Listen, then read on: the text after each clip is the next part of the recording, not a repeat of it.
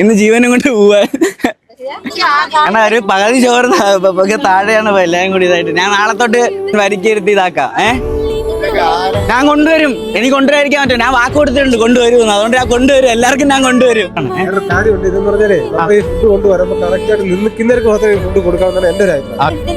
നമുക്ക് വിഷമല്ല. ചോറ് കൊണ്ടുവന്ന ആളിന് വണ്ടിയുടെ പുറത്തോടെ കമത്തിയിട്ട് എന്നിട്ട് എന്നെ അതിന്റെ വണ്ടിയുടെ പുറത്ത് എന്റെ ബൈക്ക് അവിടെ ഉണ്ടല്ലോ. ഇന്ന് ജീവനും കൊണ്ട് പോവാ. അപ്പൊ ഗൈസ് നേരത്തെ കണ്ടായിരുന്നില്ലേ, അന്നം കിട്ടണം എല്ലാവർക്കും.